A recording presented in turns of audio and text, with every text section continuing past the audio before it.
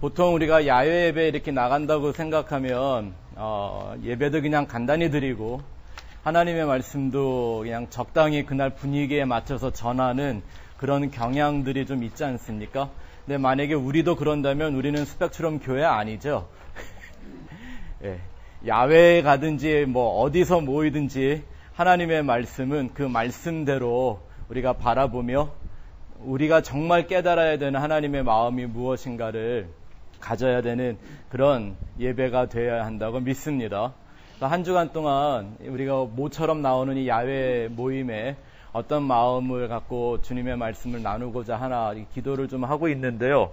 정말 견디지 못할 만큼 하고 싶은 게 하나가 있어서 오늘 여러분들하고 꼭 한번 하고 지나가려고 합니다. 여러분들 기억하시는 것처럼 올해는 종교개혁 500주년을 기념하는 해라고 합니다. 근데 여러분들도 보셔서 아시겠지만 그렇게 떠들다가도 반년도 지나지 않았는데 벌써 개혁이라는 얘기는 교계에서 사라진 지 오래입니다. 무엇을 위해서 교회가 세워지고 교회가 이 땅에서 무엇을 해야 되는지를 자꾸 잃어버리는 게 물론 그게 우리 인간들의 수준이기는 하지만 그것을 또한 일깨워주는 사람들이 이 시대에는 반드시 존재해야 된다고 생각을 합니다. 그래서 저희는 올 초부터 좁고 협착한 복음이라는 주제로 우리가 돌아가야 될 그 성경의 진리, 복음의 진리, 왜 이 시대에도, 왜 내 안에도 개혁이 필요한가를 하나씩 주제를 생각해 보기로 했죠. 그래서 지난주까지 21가지의 주제를 저희가 생각해 보았는데 오늘 그걸 한번 총정리를 한번 해보고 지나가면 오늘 야외 예배가 굉장히 뜻깊을 거라고 생각합니다. 네. 그리고 설마 제 기대하건대 이렇게 좋은 데 나와서도 이 아름다운 곳에서 설교 시간이 좋을지는 않으시겠죠. 정신 한번 바짝 차리고 지난 반년 동안 하나님이 우리에게 주신 우리가 회개하며 돌아가야 될 복음의 목적지가 무엇인가를 좀 같이 생각해보는 총정리의 시간 될 수 있기를 바랍니다. 그래서 오늘 말씀을 여러분 잘 들으면요. 지난 6개월의 말씀 다 듣는 겁니다. 한 번에. 대신에 21가지의 주제가 되니까 언제 끝날지는 제가 장담을 못하겠습니다. 하다가 배가 고프면 멈추도록 할 테니까. 자, 먼저 우리 성경 말씀 한 구절 보고 총정리의 시간 한번 갖죠. 에베소서 1장 1절부터 14절의 말씀입니다. 에베소서 1장 주보를 갖고 계신 분들은 주보 왼쪽 하단에 써 있습니다. 에베소서 1장 1절부터 14절까지입니다. 우리 같이 하나님의 말씀 한 목소리로 봉독하겠습니다. 하나님의 뜻으로 말미암아 그리스도 예수의 사도된 바울은 에베소에 있는 성도들과 그리스도 예수 안에 있는 신실한 자들에게 편지하노니 하나님 우리 아버지와 주 예수 그리스도로부터 은혜와 평강이 너희에게 있을지어다. 찬송하리로다. 하나님 곧 우리 주 예수 그리스도의 아버지께서 그리스도 안에서 하늘에 속한 모든 신령한 복을 우리에게 주시되 곧 창세전에 그리스도 안에서 우리를 택하사 우리로 사랑 안에서 그 앞에 거룩하고 흠이 없게 하시려고 그 기쁘신 뜻대로 우리를 예정하사 예수 그리스도로 말미암아 자기의 아들들이 되게 하셨으니 이는 그가 사랑하시는 자 안에서 우리에게 거저 주시는 바 그의 은혜의 영광을 찬송하게 하려는 것이라. 우리는 그리스도 안에서 그의 은혜의 풍성함을 따라 그의 피로 말미암아 속량 곧 죄 사함을 받았느니라. 이는 그가 모든 지혜와 총명을 우리에게 넘치게 하사 그 뜻의 비밀을 우리에게 알리신 것이요 그의 기뻐하심을 따라 그리스도 안에서 때가 찬 경륜을 위하여 예정하신 것이니 하늘에 있는 것이나 땅에 있는 것이 다 그리스도 안에서 통일되게 하려 하심이라. 모든 일을 그의 뜻의 결정대로 일하시는 이의 계획을 따라 우리가 예정을 입어 그 안에서 기업이 되었으니 이는 우리가 그리스도 안에서 전부터 바라던 그의 영광의 찬송이 되게 하려 하심이라. 그 안에서 너희도 진리의 말씀 곧 너희의 구원의 복음을 듣고 그 안에서 또한 믿어 약속의 성령으로 인치심을 받았으니 이는 우리 기업의 보증이 되사 그 얻으신 것을 속량하시고 그의 영광을 찬송하게 하려 하심이라. 아멘. 이 말씀이 우리에게 잘 가르쳐주고 있는 최고의 진리와 하나님의 축복의 약속 중 하나가 무엇이냐 하면 하나님이 우리 인생을 향한 그 구원의 길, 또 새하늘과 새 땅을 위하여 준비된 하나님의 백성들을 언제부터 예정하셨다고요? 시대와 역사에 따라 하나님이 수정하며 보완하며 그때그때에 맞도록 일을 하시는 그런 게 아니라 하나님이 이미 창조 이전에, 태초 이전에 모든 계획과 모든 법칙과 모든 미래를 다 정해 놓으시고 하나님은 그 일을 역사 가운데 신실하게 이루어 가십니다. 그리고 하나님은 그 계획을 단 하나도 1.1획도 가감하거나 변경하거나 수정할 수 있는 분이 아님을 믿습니다. 아멘. 완전하신 하나님이 완전한 계획을 하셨고 그 완전한 능력으로 모든 일을 이루어가고 계십니다. 그래서 기독교 신앙은 그것을 찾아가는 겁니다. 하나님이 무엇을 계획하셨나, 어떤 약속을 하셨나, 하나님이 정하신 그 구원에 합당한 백성은, 구원에 합당한 사람이란 과연 어떤 것인가, 우리가 그것을 본질적으로 생각하고 타협 없이 그 자리를 향해 나아가는 걸 회개라고 하는 거죠. 그 회개를 지속하는 삶이 신앙생활이고 그것을 우리로 하여금 예수 그리스도의 형상을 이루게 하는 과정들입니다. 자, 그 얘기를 하기 위해서 우리가 21가지의 주제를 나눠보았는데 하나씩 한번 짧게 복습을 좀 해보도록 하겠습니다. 첫 번째는 어떤 제목이었죠? 다 같이 읽어봅시다. 시작. 종교가 죽어야 복음이 산다. 다시 한번. 종교가 죽어야 복음이 산다. 그래서 여러분들에게 이 원시 시대부터 인간 사회에 녹아져 있는 모든 사람이 다 전통적으로 역사적으로 갖고 있는 미신, 우상숭배 이런 원시 종교의 형태 몇 가지를 여러분들에게 말씀드렸죠. 샤머니즘이 있습니다. 샤머니즘 뭐죠? 샤먼 따라다니는 거, 무당, 점쟁이, 용한 사람 따라다니는 거죠. 예. 그래서 잘못하면 중도 샤먼이 되고요. 잘못하면 목사도 샤먼이 될 수 있습니다. 성경에도 나와요. 예수 무당이요. 예. 바 예수라고 하는 엘루마라는 사람이 바로 대표적인 예수 무당이었죠. 예수라는 이름을 가진 무당도 가능하다는 얘기입니다. 그걸 따라다니는 걸 샤머니즘이라고 하고요. 토테미즘이라는 건 뭡니까? 유대인들이 가졌던 어떤 그 선민 사상 같은 거 있죠. 이게 토테미즘입니다. 우리 조선의 민족은 과거로부터 무슨 민족이라고 그랬나요? 백이민족, 당군의 후예, 이거 다 뭐 하는 거예요? 이런 걸 토테미즘이라고 합니다. 그런 민족성들이 우리 속에 남아있다라는 건 그게 바로 원시 종교가 붙들고 있는 거고요. 애니미즘은 동물이나 어떤 형상을 우상화해서 믿는 걸 말하고요. 맘모니즘은 뭐죠? 물질. 쉽게 말하면 돈이 없으면 살 수 없는 사람들이 되게 만드는 겁니다. 그걸 맘모니즘이라고 하죠. 근데 이러한 원시 종교의 복음이라는 옷을 입혀주면 그게 바로 기독교가 되는 것일까? 우리는 이 질문으로부터 좁고 협착한 복음, 진짜 종교 개혁이 필요한 시점이 뭐 때문인가를 같이 한번 생각해 보았습니다. 또 이거 아시죠? 종교라는 건 철학적으로도 학문적으로도 고등 종교와 하등 종교로 나누어집니다. 고등 종교라 하면 eternity, 내세를 life after death, 이거를 추구하는 게 고등 종교라고 그러고요. 그런 건 상관없이 이 땅에서 내가 먹고 사는 거, 잘 살고 잘 먹고 건강하게 오래 사는 거, 이런 거 추구하는 걸 하등 종교라고 합니다. 여러분들은 고등 종교에 속해 있나요? 하등 종교에 속해 계신가요? 이거 고등어 먹는다고 되는 거 아닙니다. 여기서부터 진짜 하나님을 향해 나아가는 신앙인지 아니면 그저 이 땅에서 자기의 번영을 위해 살아가는 우상숭배인지가 구별되죠.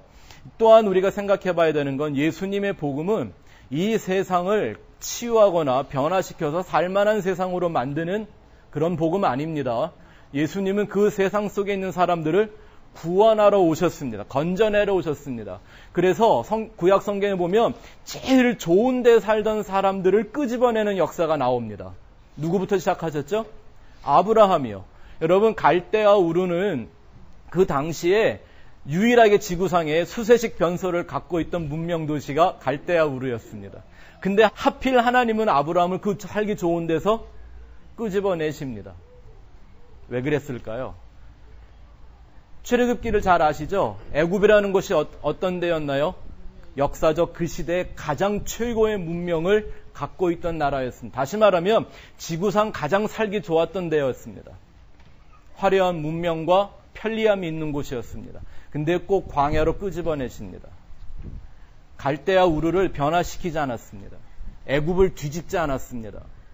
근데 오늘날 왠지 교회들이 이 세상을 뒤집어놔야 된다라는, 변화시켜야 된다라는 착각에 빠져 있는 듯합니다.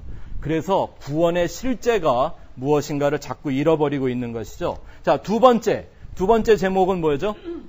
종교개혁의 역사와 의미. 우리는 이 얘기를 통해서 마틴 루터가 왜 크리스천 레포메이션, 종교개혁을 시작했는가를 생각해 봤죠. 제일 큰 이유가 뭐였어요?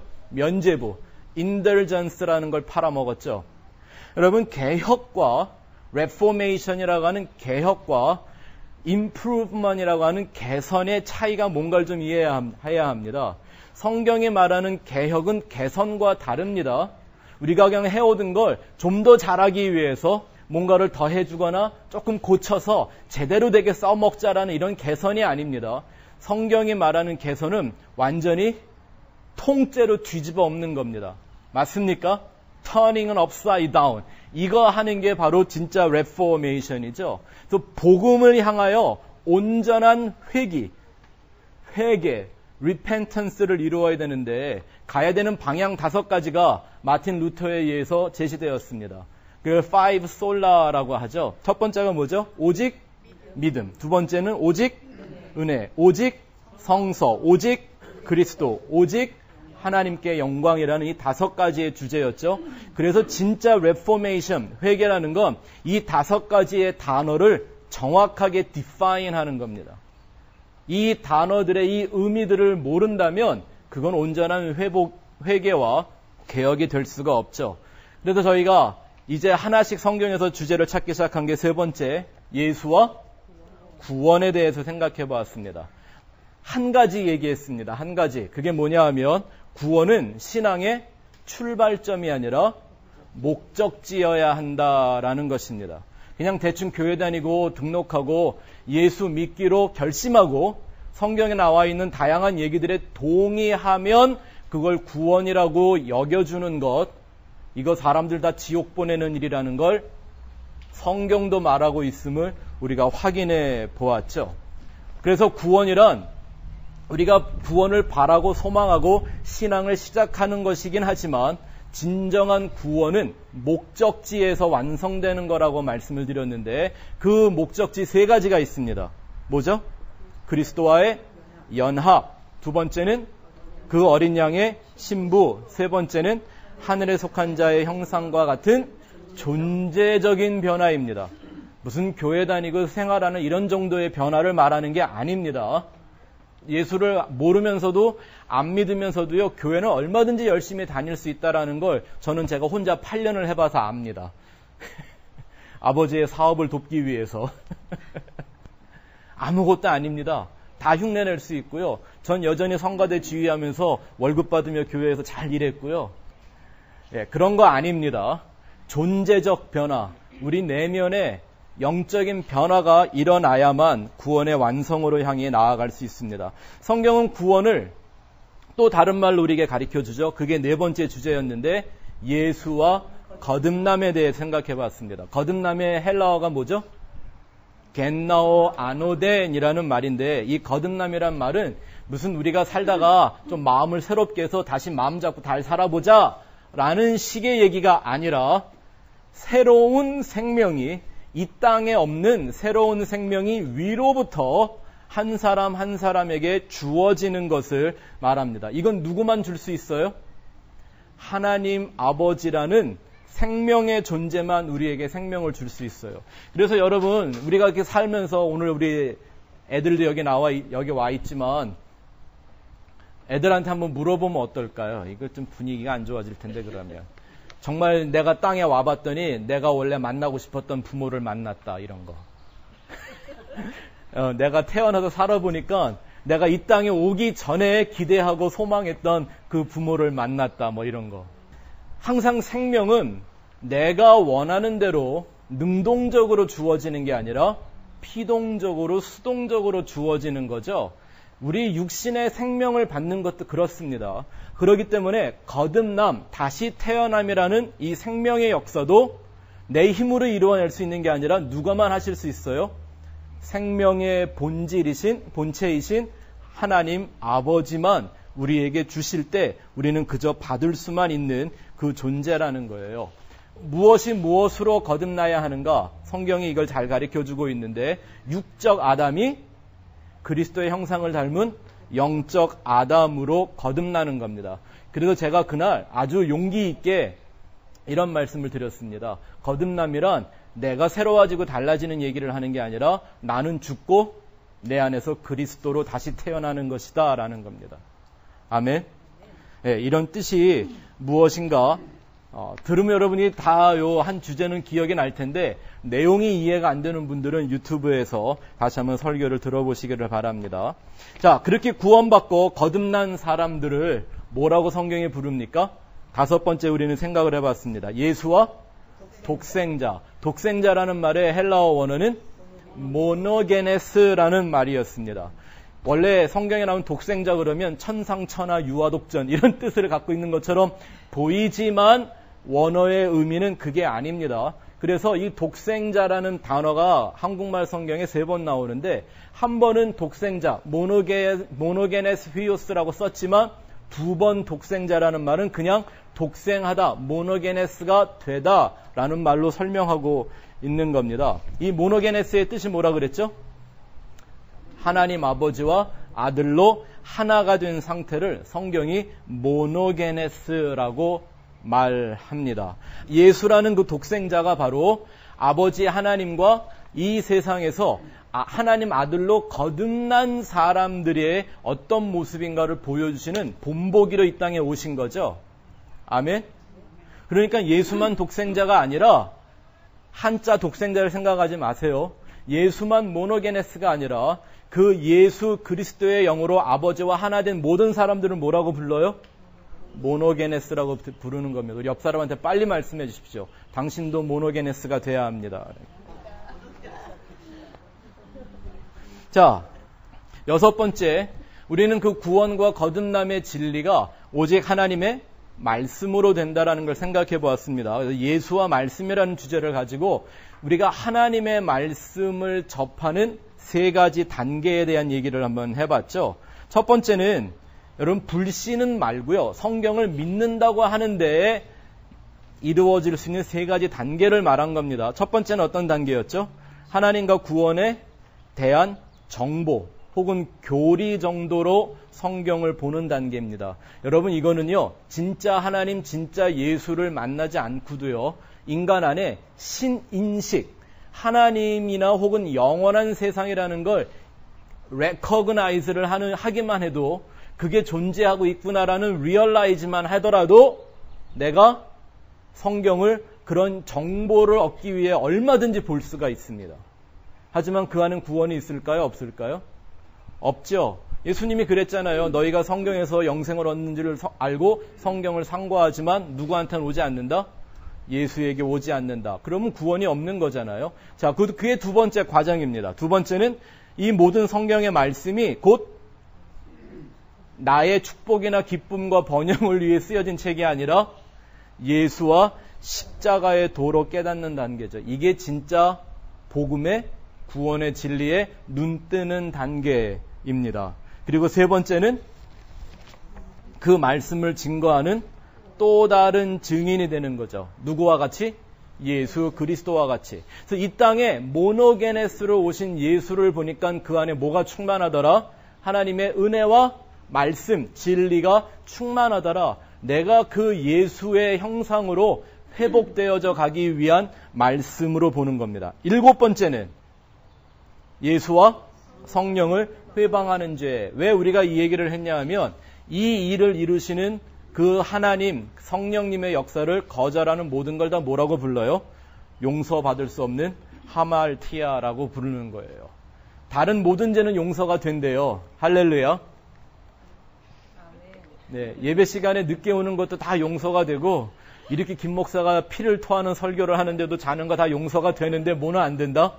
성령을 회방하는 죄는 용서가 안 된답니다. 왜요? 오늘 우리가 에베소서에서 읽었지만 그 하나님이 정하신 목적, 관역, 궤도, 방향 이 모든 것을 빗나가는 것이 죄라면 성령이 우리 가운데서 오셔서 해야 하시는 일이 뭐예요?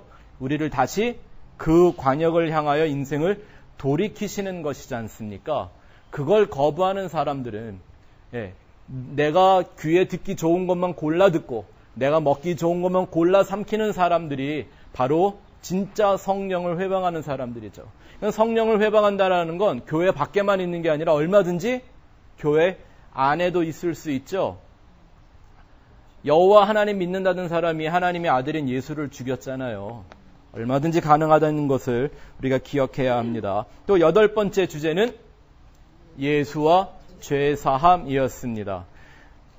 여러분, 십자가의 죄사함이란 보통 이단들이 말하는 것 같이 무한대의 면죄부 주는 거 아닙니다.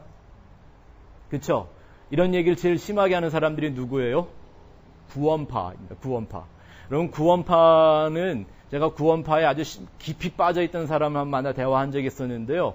물론 돌아와서 이제 그게 잘못됐다라는 걸 알고 돌아와서 그들이 하는 말을 듣고 배웠습니다. 이런 얘기를 하는데요. 구원은 한 번 받은 구원은 영원한 구원이고 이미 하나님이 우리의 모든 죄를 다 용서했다라는 건 우리가 앞으로 지을 죄까지도 이미 다 용서가 돼 있는 상태다라는 거죠. 그러니까 죄를 졌을 때 그 죄를 회개하는 거는 왜 보통 죄를 지면 회개하는 행위 하잖아요. 그것 자체가 나를 위해 이미 모든 죄를 용서하신 하나님의 은혜와 사랑을 의심하는 행위가 되니까 걱정하지 마라 이렇게 가리킨대요. 이해가 되세요? 그런데 제가 생각하기에는 그런 사람들이 구원파에만 있는 건 아닌 것 같아서 십자가의 죄사함이란 그런 우리가 육으로 행했던 내면적으로 행했던 상상 속에서 행했던 이런 죄에 대한 면죄부 주는 게 아닙니다. 하나님이 우리에게 주시는 용서와 죄사함이란 뭐 하시는 거예요? 십자가를 통해 예수라는 생명을 우리 각 사람에게 주시는 것, 마치 부모가 자녀에게 생명을 주듯 그렇게 예수를 우리에게 주는 것을 용서, 곧 죄사함이라고 합니다. 그래서 하나님만 우리를 용서할 수 있는 게 아니라 우리가 서로 용서할 수 있습니다. 아멘? 여러분, 보통 소위 면죄부라는 용서는 우리 인간들끼리 하는 건 통해요, 안 통해요? 하나님에게. 네? 통해요, 안 통해요? 그거 통한다고 믿는 사람들이 캐톨릭이잖아요. 돼야 안 돼요, 고해성사. 그거 되면 얼마나 좋을까요? 그냥 지 마음대로 살게 내버려 두다가 이제 돌아가실 때쯤 돼갖고 내가 가갖고 내가 네 모든 죄를 사하노라. 이러면 천국 갈 거 아닙니까? 그냥. 돼야 안 돼요? 아니요. 그런 면죄부가 아니라니까요. 그런 인더전스가 아니에요. 예수님 말씀하시기를 너희가 형제를 용서하면 하늘의 하나님도 너희를 용서한다. 이 얘기는 예수를 준다라는 뜻일 때만 가능한 얘기입니다. 아멘? 그럼 제가 지금 여러분들은 뭐 하고 있는 거예요? 용서하고 있는 거잖아요. 맞습니까? 이게 우리가 빨리 국어사전을 머릿속에서 지워버려야 이런 얘기가 빨리빨리 이해가 됩니다. 9번째는 예수와 믿음. 우리는 이 주제를 가지고 바른 믿음과 다른 믿음에 대해 생각해 봤습니다. 한번 따라해 보시죠. 바른 믿음과 다른 믿음. 이 글자 하나 차이인데 이게 천국과 지옥을 구별해내는 말입니다. 바른 믿음과 다른 믿음. 그래서 그날은 간단하게 우리가 3가지 내용만 생각해 봤죠. 무엇이 바른 믿음이고 무엇이 성경과는 다른 믿음인가. 1번을 보시면 바른 믿음은 무엇을 향한? 영원을 향한 믿음을 바른 믿음이라고 하고 다른 믿음은 이 세상에 포커스를 맞춥니다. 그래서 그 사람이 정말 바른 믿음을 가지고 있는가를 보려면 그 사람의 말 속에서 어떤 얘기가 제일 많이 나올까요? 무슨 생각을 제일 많이 하며 살까요? 영원에 대한 추구겠죠. 이 세상의 잡다한 일들이 아니라. 그렇죠? 두 번째는 바른 믿음은 언제나 자기 부인이라는 자리로 돌아가게 해줍니다. 왜? 내 믿음은 결코 하나님 앞에서는 쓸모가 없구나. 하나님의 믿음만이 나를 살게 하시는구나 라는 걸 깨닫기 때문에 어디로 돌아갈 수밖에 없어요? 자기 자신을 부인하는 자리로 갈 수밖에 없어요. 그런데 변질된 기독교는 뭘 자꾸 가르쳐요? 자아 성취를 가르칩니다. 아니 성경에 내 옛사람을 육의 사람을 십자가에 못 박으라고 얼마나 많이 말하고 있는데 여전히 자아 성취를 추구하며 머리가 될지언정 꼬리가 되지 않게 해달라고 맨날 기도할까요? 그거는 십자가의 복음 아닙니다. 세 번째는 바른 믿음은 언제나 우리를 어디로 가게 만들어줘요? 은혜의 방향으로 이끌어가요. 하지만 다른 믿음은 율법주의에 빠지게 만듭니다. 그래서 바른 믿음을 가진 사람들은요, 내가 최선이 아니라 힘에 지나게 하나님을 섬기고도 자랑할 게 없어요. 근데 다른 믿음, 율법주의에 빠져 있는 사람들은요, 내가 생각만 하고 마음만 썼다고 혹은 기도 한번 했다고도 생색을 내요. 왜? 내가 한 거니까. 행위 중심이 돼가는 거죠. 자아 중심이기 때문에. 자, 10번째, 예수와 평화에 대한 얘기를 했습니다. 평화라는 단어를 히브리어로는 샬롬, 헬라어로는 에이레네라고 하는데요. 이게 무슨 뜻인지 우리가 생각해 봤죠. 예수님은 우리 인생을 하나님 아버지와 화평, reconciliation을 이루어 주시기 위해서 뭐를 먼저 주러 오셨대요? 검과 불, 분쟁을 먼저 주러 오셨대요. 왜? 우리를 세상으로부터 끊어내야만 우리가 아버지에게 다시 붙을 수 있기 때문이죠. 이 세상은 불바다라는 걸 깨달아야 불이 나야 여기서 얼른 빠져나가게 되겠죠. 그래서 성경은 그 평화와 에이레네라는 말을 예수님이 어떤 말로 설명하셨냐면 예수와 한 멍에를 메고 같은 방향으로 동행해서 예수와 갈등이 없는 평안과 안식의 상태, 이걸 성경이 샬롬과 에이레네라고 말한다고 공부했죠. 11번째, 벌써 반 했으니까 이제 금방 끝나겠죠? 11번째, 예수와 교회에 대해 생각해 봤습니다. 교회를 뜻하는 헬라어 단어가 두 개 있었는데 하나는 에클레시아. 에클레시아라는 말은 the one who were called out. 하나님이 우리를 불러내셨다라는 뜻이고요. 바실레이아라는 말이 있습니다. 이거는 the kingdom of God. 하나님이 다스리는 하나님의 나라라는 뜻이죠. 예수님의 교회에도 목적지가 세 가지 있었습니다. 구원의 목적과 똑같습니다. 다르지 않습니다. 첫 번째가 예수의 몸으로 만들어져야 합니다. 예수의 몸이 된다는 얘기는 뭐예요?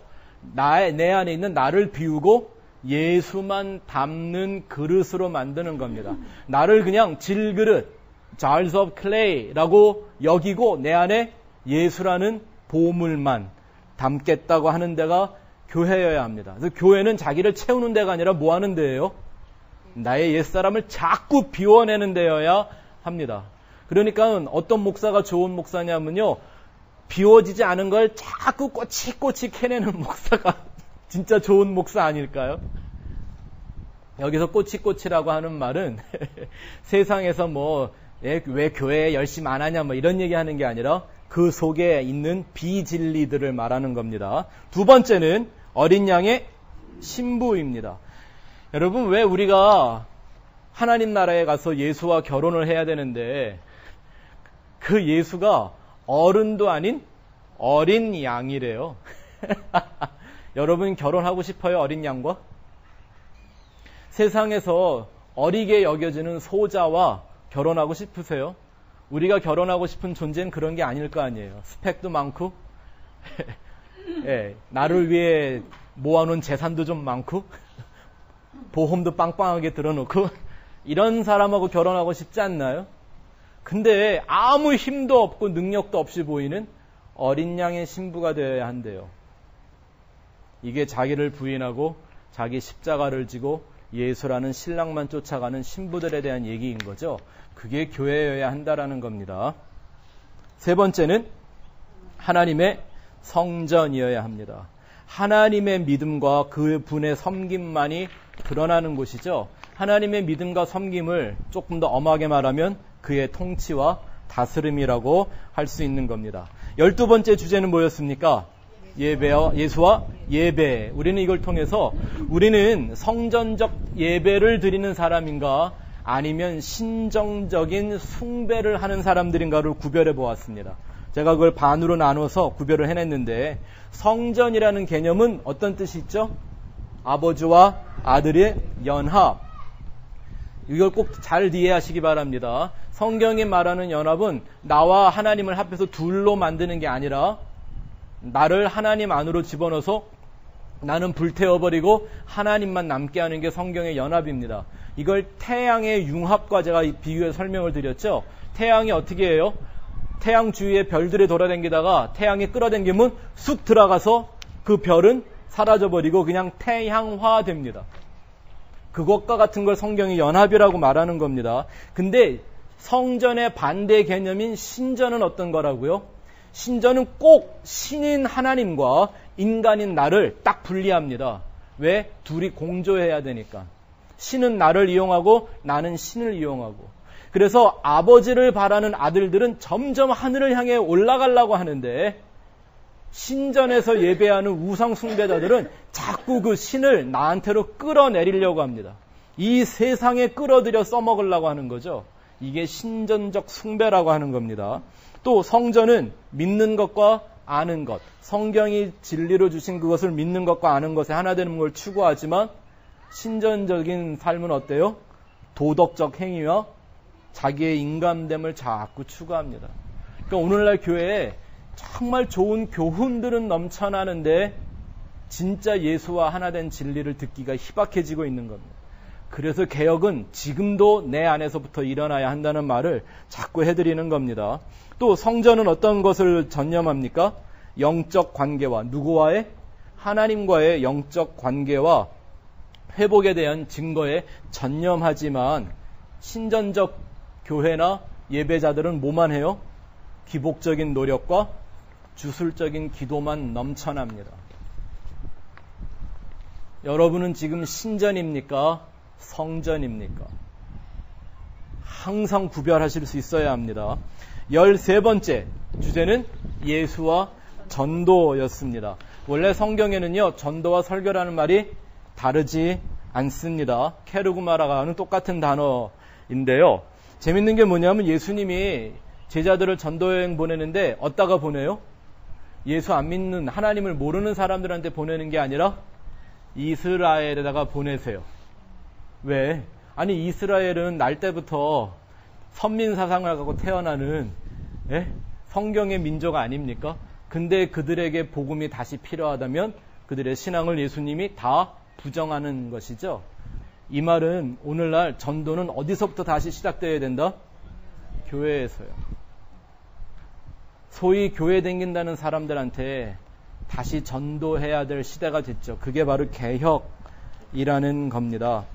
그래서 전도와 설교라는 언제나 하나님의 진리의 선포가 되어야지 사람의 교훈을 가르치는 것이 되어서는 안 된다라는 것을 여러분들이 결코 잊지 마시기를 바랍니다.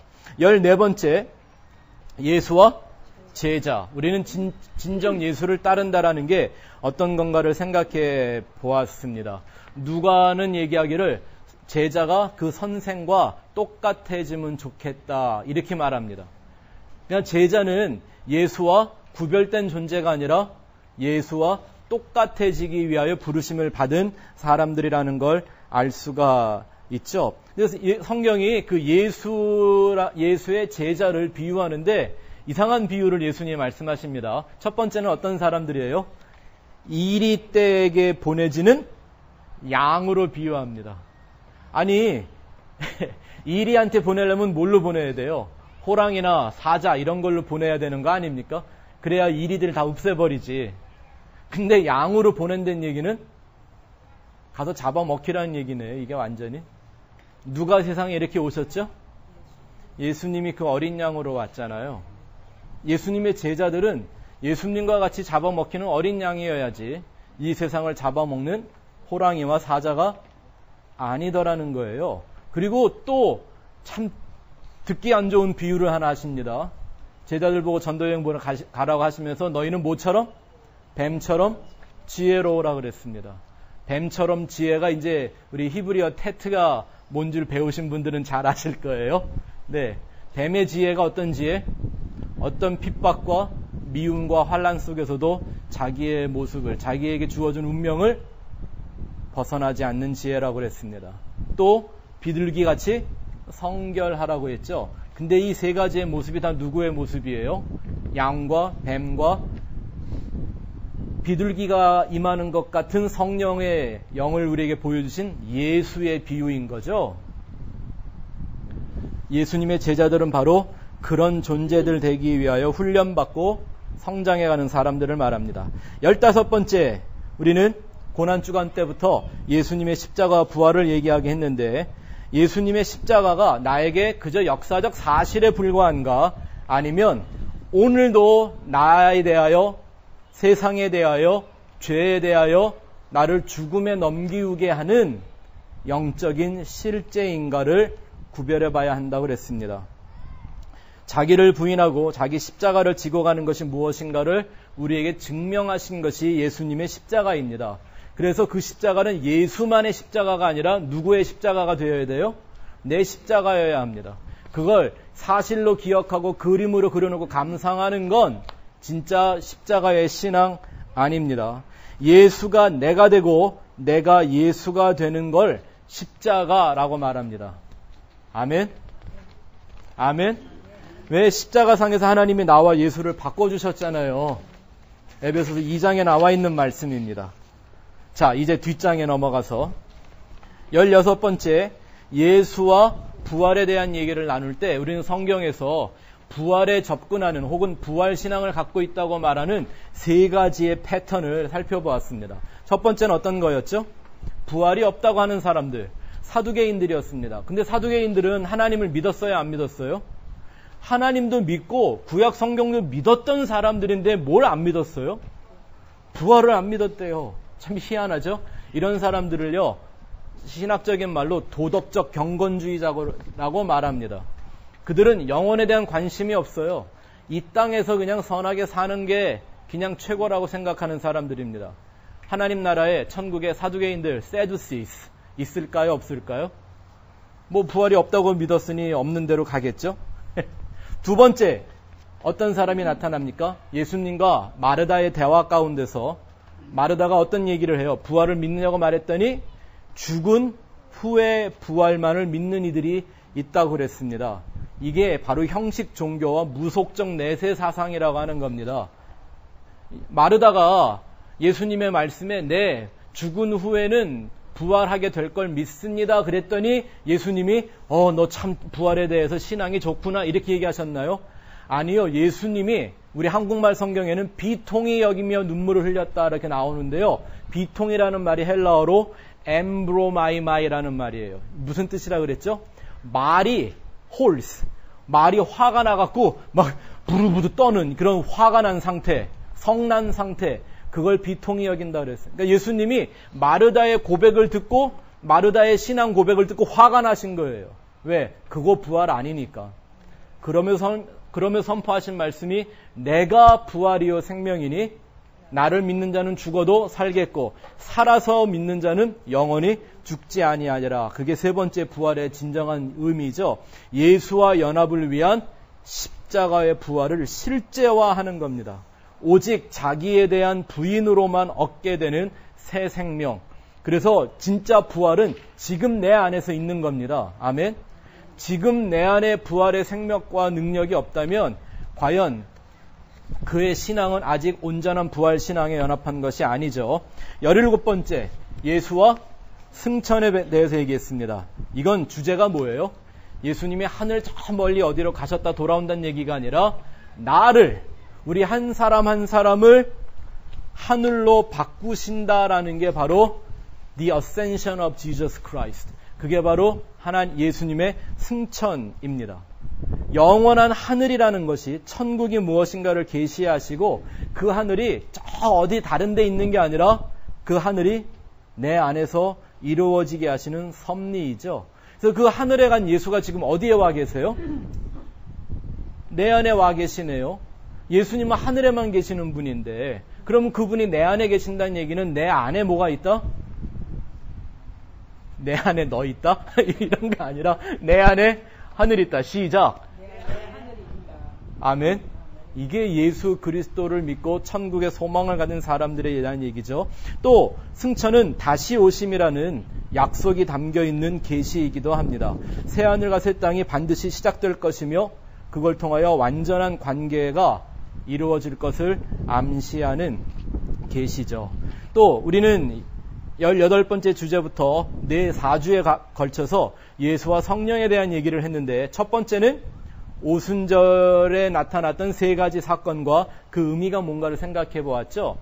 그 오순절날 성령이 임하셨던 사건이 갖고 있는 의미는 예수님이 말씀하시기를 니고데모와 같이 정말 착하고 성경도 많이 알고 남들을 가르치며 잘 살고 그랬던 사람한테도 너도 물과 성령으로 거듭나지 아니하면 결코 하나님의 나라를 볼 수 없다고 말씀하셨을 때 그 물과 성령으로 거듭나는 것이 무엇인가를 나타내신 실행하신 자리가 바로 오순절 마가의 다락방에 있었던 오순절 성령 충만의 사건이죠. 3가지의 변화가 있었습니다. 어떤 변화였죠? 듣는 것이 달라졌습니다. 지금까지 들을 수 없었던 하나님의 숨소리를 듣기 시작했고요. 보는 게 달라졌습니다. 지금까지는 볼 수 없었던 각 사람에게 임하는 하나님의 불이 임하는 걸 보기 시작했고 지금까지는 말할 수 없었던 예수 그리스도의 십자가의 복음을 말하는 역사가 일어나죠. 그래서 그날 베드로가 설교했더니 어떤 역사가 일어납니까? 3,000명이 어찌하며 회개하며 하나님께로 돌아오는 역사가 일어났다고 합니다. 이게 바로 거듭난 증거죠. 듣는 것과 보는 것과 말하는 게 달라진 겁니다. 여러분 자기 자신을 점검해 보십시오. 내 귀에 무엇이 들리나? 내 눈에는 뭐가 잘 보이나? 나는 내 입에 항상 어떤 말이 있는가? 그걸 보면서 자기가 내 정말 거듭난 생명으로 작동하는 성도인지 아닌지를 스스로 점검해 볼 수 없다면 개혁에도 이룰 수 없습니다. 2번째는 예수님이 약속하신 또 다른 보혜사, 진리의 영, 예수의 영, 그리스도의 영을 우리에게 보낸다는 이유가 뭔지 생각해 보았습니다. 여러분 한번 잘 생각해 보세요. 원래 예수님의 제자들은 구약 성경을 잘 알던 사람들이었죠.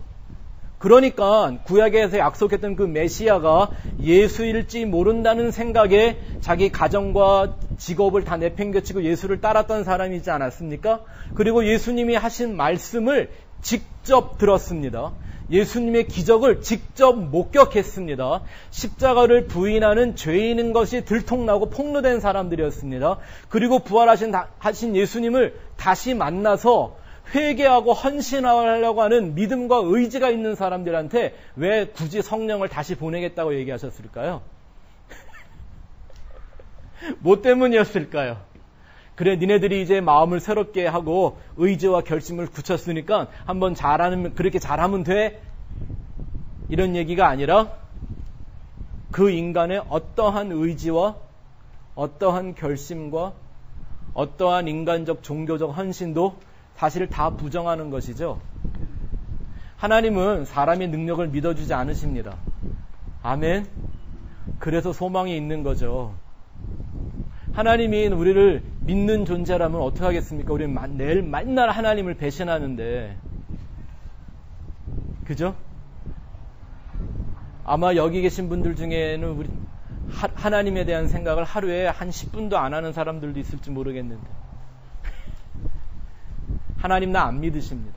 그래서 하신 말씀이 뭐냐면, 좀 속되게 말하면 여러분들 기억하기 좋으라고 제가 좀 이걸 비약해 속되게 말하면 이런 거죠. 사람들이 예수님 이제 우리가 다시는 예수님 배신하지 않고 내 믿음과 결심과 의지로 잘해보겠습니다. 그럴 때 예수님 하는 말이 이런 거죠. 웃기지 마. 니넨 못해. 내가 다시 와서 내가 다 할게 라는 말씀인 거죠. 그래서 이 약속이 정말 놀라운 축복의 약속이 되는 거 아닙니까? 아멘. 물과 성령으로 그 거듭난 사람들 속에서 진짜 예수의 영을 이루시는 것, 이게 바로 또 다른 보혜사가 우리 안에 하시는 일입니다. 수 번째는 예수와 성령의 열매에 대해서 우리가 생각해 봤습니다. 오늘 또 마침 유집사님이 기도하시면서 성령의 9가지 열매를 말씀해 주셨는데, 여러분, 이 9가지 열매는 성령이 우리 안에서 맺으시는 진리의 열매죠. 그러니까 내가 할 수 있는 거예요? 아니에요. 내가 열심히 노력하면 되는 것이어야 돼요? 아니어야 돼요. 아니, 내가 할 수 있으면 성령이 안 오셔도 되잖아요. 혹시 성령의 열매라는 게 내가 할 수 있는데 좀 잘 못하니까 그 부족함을 채워주기 위하여 그냥 어시스트 하기 위해 오셨다, 이런 얘기인가요? 아니요. 성령의 열매는 사람이 맺을 수 있는 게 아니라 오직 누구만? 성령이 혼자 맺으시는 9가지의 열매입니다. 근데 그 열매를 성경에 뭐라 그러냐면, 그리스도 예수와 하나 된 사람들이 자기의 정과 욕심을 십자가에 못 박을 때에 나타나는 열매들이라고 그랬습니다. 그러니까 여러분, 9가지의 열매, 사랑과 희락과 화평과 오래 참음과 자비와 양성과 충성과 온유와 절제라고 하는 이 9가지 진리에 대하여 내가 어떻게 생각하고 정의하고 믿고 있느냐, 그게 내 안에 진짜 성령이 역사하고 있는지 아닌지를 구별하는 기준이 됩니다. 척도가 됩니다. 여전히 이 9가지 얘기를 세상적 가치로 말하고 있다면 그 사람은 성령의 사람 아닙니다. 오히려 인간 세상의 가치와 인간이 추구하는 모든 이상적인 이데아, 그죠? 이거를 다 해체시켜버리고 하늘에 속한 자로 변화시키는 내적인 증거가 성령의 9가지 열매들이어야 합니다. 21번째, 마지막입니다. 6개월치를 한 번에 다 하려니까. 예수와 성령의 은사. 은사라는 말의 뜻이 선물이잖아요, 선물. 예. 제가 어떤 분한테 재밌는 얘기를 하나 들었어요. 어떤 분들이 어떻게 교회에 뭐 이런 얘기 하다가, 나는 은사가 참 많은 것 같아요 라고 그래서 뭔 소린가 하고 제가 옆에서 엿들었더니 뭐라 그러냐면, 내 안에는 은근한 사기가 많아요 이러더라고요. 예, 오늘날 교회에 은사가 충만해요 그러면서 하는 말이 은근한 사기래요. 이거 그런 말 아닙니다. 근데 성령의 은사를 잘못 알고 써먹으면 그건 하나님 주신 선물이 아니라 진짜 은근한 사기가 되죠. 네? 성경은 이 선물이라는 단어를 2가지로 쓰고 있습니다. 본질적인 선물이라는 도레아라는 말이 있고요. 그 도레아가 무엇인가를 드러나도록 도와주는 도구가 되는 카리스마를 이 선물이라고 사용하고 있습니다. 성경은 하나님이 우리에게 주실 수 있는 도레아를 뭐라고 얘기하죠? 믿음, 은혜, 생명, 이런 것들은 하나님밖에 내게 줄 수 없는 선물들이지 않습니까? 아멘? 그걸 도레아라고 하는데, 그 도레아를 가진 사람들이 그 하나님의 선물이라는 게 이런 거야 라고 나타낼 수 있는 도구로 주시는 것이 카리스마입니다. 그래서 뭐 그 안에 교회를 섬기기도 하고 무슨 방언을 하고 예언을 하고 병도 고치고 뭐 이런 얘기들이 다 나오는 건데, 우리가 방언과 예언이 뭔가 요 2가지만 좀 중점적으로 생각해 봤죠. 방언, speaking of tongue, 이거는 뭐 하는 거다고요? 자기의 덕을 세우고, 예언은 교회의 덕을 세우는 거래요. 근데 여기서 말하는 덕이라는 말의 원어가 뭐라 그랬죠? 오이코도모스라는 말이에요. 그래서 이렇게 기억하시면 쉬울 거예요. 오이코스모스.